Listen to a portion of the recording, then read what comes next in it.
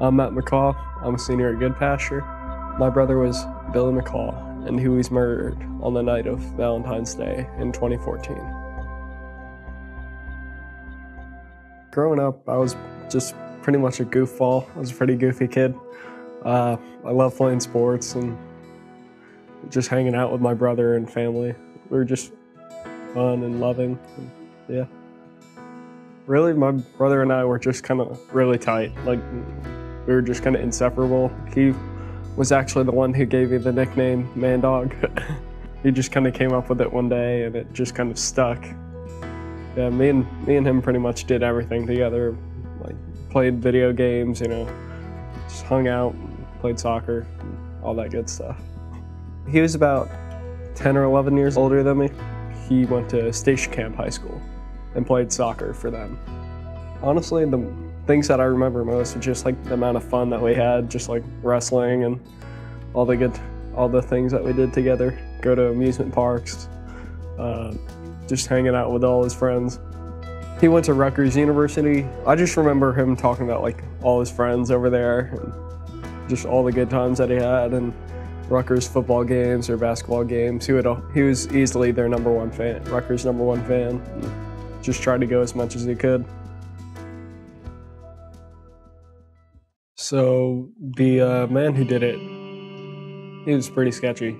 And basically the night that this incident happened, he was out of drugs, he was out of money. He was just looking for somebody to harm, get their money, and didn't really care what would have to happen to the person afterwards. And so my brother was heading home from a fraternity party. He was trying to get a ride from somebody just to a friend's house that was nearby, but it was too full. He even tried jumping in their trunk, but they just said no.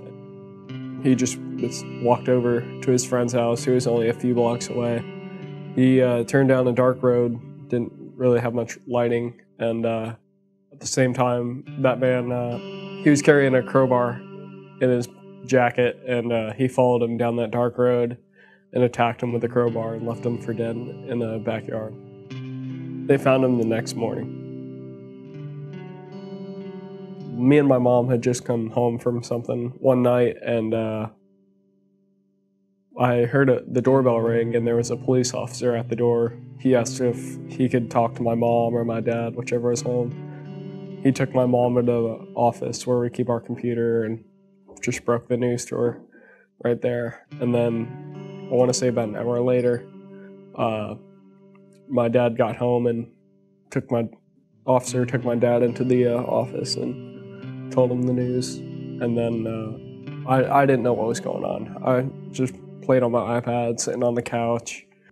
So after the police officer had left, my parents took me into their room and broke the news right there, then and there, in their room. My reaction was just like, okay, this has to be a joke, bring out the hidden cameras, and I was just in shock and disbelief that this would even happen. There was no telling why this would happen, but it happened. I just remember our whole family just grieving quite a bit, and there was just a lot of anger, confusion, and sadness in the air. The Rutgers students held a candlelight vigil in honor of my brother. There were a few hundred people standing there in the cold. I want to say a little bit over a dozen students talked about him and shared some stories. And when we went to the funeral home to see him, it was pretty rough. Like, we just all broke down in tears. Within the next few years, I was still trying to figure out like why any of this would happen, like what made this man do this, and what I can do or how I can cope and all that. And I was contemplating everything, and I didn't really want to go to school because I was getting bullied, and it was just all pretty bad. I would say I really started going from bitterness and all that to the person I am today in sophomore year when the trial started. It was October 31st, Halloween night, and my mom had to fly up to New Jersey for the trial. My dad was already up there, and she got up there that night. The trial lasted 11 weeks, and within those 11 weeks, I started going to Wednesday night church a lot more. I tried to go every week, and I was just staying with my grandparents during that time. Most weeks, I just felt like I could escape the struggle of wondering what's going on in the trial. Within those few weeks, I also realized that there were other people going through some stuff around me, and I realized that I could help them through these tough times and just make sure they're not going into an angry and bitter state like I was. I would say a lot of the reason I'm the person I am today is the people who surrounded me during that tough time. When it comes to forgiveness, there were a few verses that stood out, and trusting in the Lord's plan. My dad taught me that the only way that you could get through this without anger, malice, or bitterness is that you have to forgive the man that did this to him. Freshman year in Mr. Jenkins' biology small group, we were talking about forgiveness and how you just can't have benefits on either side when you're forgiving, like whether it's gonna be something good for him or good for you. You just have to flat out forgive no matter what the outcome is. And so on that day in a small group, I forgave the man that did the crime. And one of the verses that stood out during this time was Ephesians 4:31 through 32. And it says, "Get rid of all bitterness, rage, and anger, brawling and slander, along with every form of malice. Be kind and compassionate to one another, forgiving each other just as in Christ God forgave you."